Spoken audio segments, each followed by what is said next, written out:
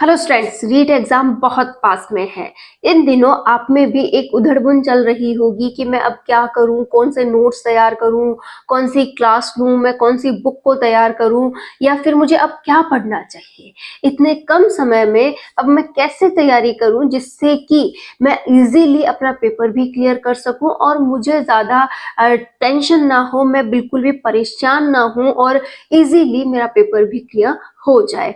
तो स्टूडेंट्स, इसके लिए सबसे पहले आपको अपने ऊपर विश्वास करना होगा कि हाँ, मैं कर सकता हूँ। देखो, सबसे बड़ी बात यही है कि हमें खुद पर विश्वास होना चाहिए कि मैं कर सकता हूँ, मैं वाकई में कर लूंगा। ठीक है। दूसरा, आपको जो भी मटेरियल आप पढ़ रहे थे इतने दिनों से, जो भी आपने तैयार किया है, उस पर भी विश्वास होना चाहिए कि हाँ, वो वाकई में तैयार है और वो मेरे लिए बहुत उपयोगी रहने वाला है एग्जाम्स में। और मैं जो इतने कम समय अब बचा है, नहीं 20 दिन बचे हैं, इन दिनों के अंदर मैं मात्र पहले उनको रिवाइज करूंगा, उनको गहन चिंतन के साथ अपनी इस मेमोरी में सेव करूंगा कि वक्त आने पर वो मेरे काम आ जाए। कि नया मैं बाद में पढ़ूंगा, पहले जो मैंने इतने दिनों से तैयार किया है, जिन पर मेरी पकड़ हुई है, चाहे वो साइकोलॉजी हो, चाहे वो शिक्षण विधियां हो, या फिर आपकी लैंग्वेजेस हो, या आपका सब्जेक्ट हो, जो भी आपने पढ़ा है पहले उस पे काम कीजिए। ये कुछ दिन यानी 4-5 दिन आप उस टॉपिक को पहले दीजिए कि हाँ, ये टॉपिक्स मेरे क्लियर हो गए हैं, इन पर मैंने अच्छी पकड़ बना ली है, इनको मैं इजीली समझ चुका हूँ।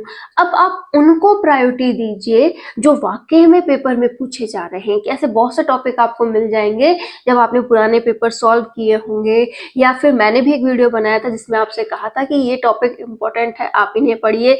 जैसे आपने साइकोलॉजी और शिक्षण विधियों पर बहुत अच्छे से काम कर लिया है तो आपकी रीड क्लियर है।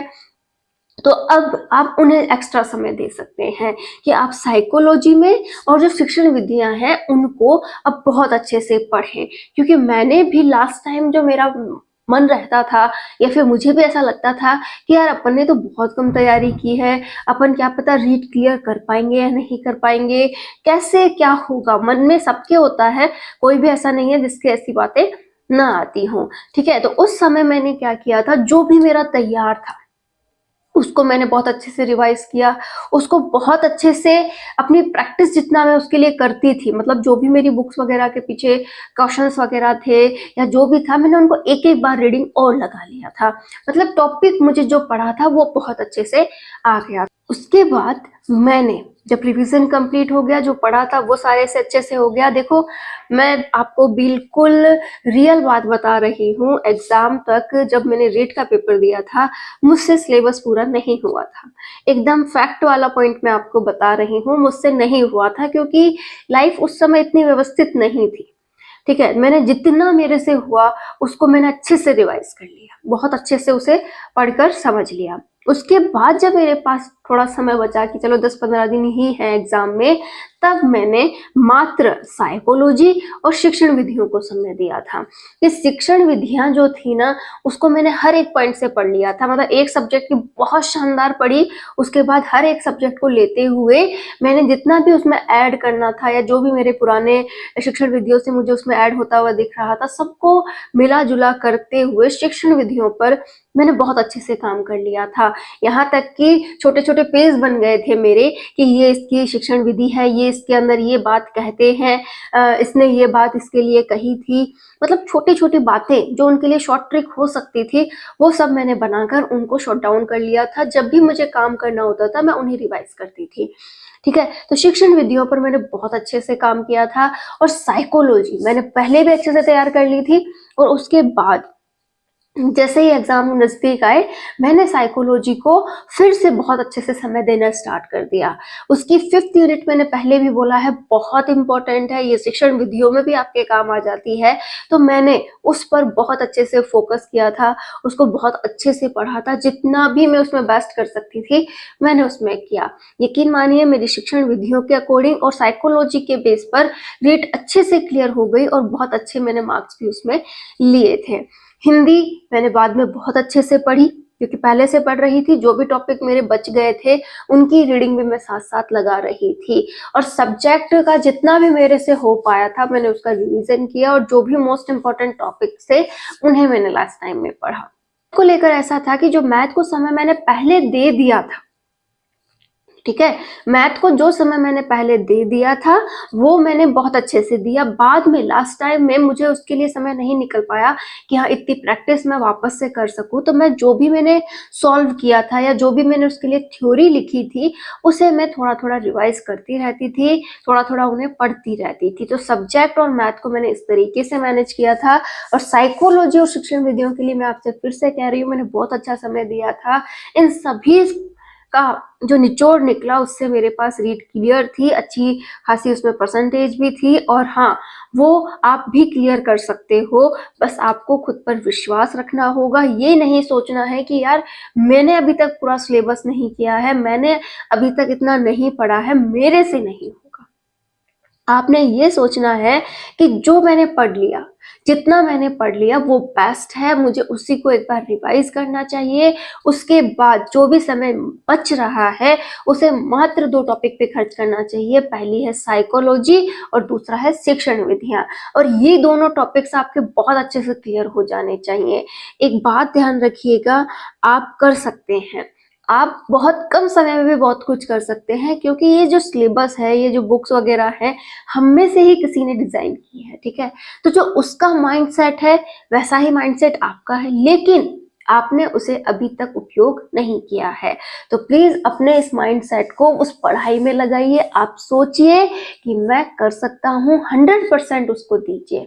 आप अपने ध्यान को इधर उधर मत भटकने दीजिए कि हाँ मुझे ये भी करना है, मुझे ये भी टेंशन है। तो ये सारी बातें आपको कुछ दिनों के लिए भूल जानी चाहिए। अब तो बस एक ही बात होनी चाहिए कि ये जो 20 दिन है मुझे अपने लास्ट पॉइंट पे गिनने हैं कि हाँ इसके बाद मेरी लाइफ कुछ भी नहीं है, अंतिम समय है ये मेरा। मानने में कोई बुराई नहीं होती है। आप अगर एक बार ये सोच लीजिए कि बस अब करो या मरो की स्थिति है, अगर मैंने आज इस पर काम नहीं किया तो कल मुझे अपनी लाइफ पर काम करना होगा। यकीन मानिए, अगर हम इसमें सिलेक्शन ले लेते हैं, अपनी लाइफ को एक अलग दिशा दे देते हैं, किसी भी एग्जाम की तैयारी में अगर हम बहुत अच्छे से आगे बढ़ जाते हैं तो हमारी लाइफ सक्सेसफुल है, ठीक है। अगर आप मान लें कि चलो यहाँ मेहनत नहीं कर रहे हैं, 1-2 साल आपने इसकी तैयारी को दे भी दिए, आपका सिलेक्शन नहीं हुआ, तो आप क्या करोगे? ऑब्वियसली टीचिंग लाइन में ही जाना है, प्राइवेट सेक्टर में ही जाना है, और वही दबाव भरी लाइफ कि आपकी क्लास में आज ऐसे नहीं हुआ, आपने ऐसा नहीं किया, ओवरलोड बर्डन मिलेगा, काम का भी, पेमेंट भी आपको इतना संतुष्टिजनक नहीं मिलेगा।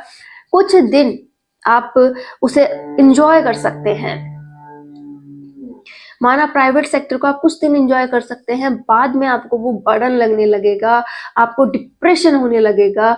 आप उसमें सोचेंगे कि काश मैंने ये वाली मेहनत जो मैं अब कर रहा हूँ, क्योंकि करवाएंगे मेहनत तो इसलिए करवाएंगे, जो भी आपको तनख्वाह देगा वो आपसे मेहनत करवाएगा, और आपको वो दिन रात की मेहनत उस समय फील करवाएगी कि काश ये मेहनत मैंने पहले कर ली होती तो आज ये वक्त बदल सकता था।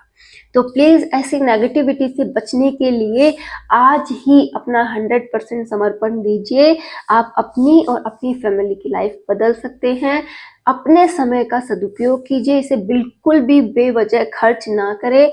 ये जो 20 दिन बचे हैं इसमें आप ऐसी तैयारी कर सकते हैं जिससे आपका सिलेक्शन हो।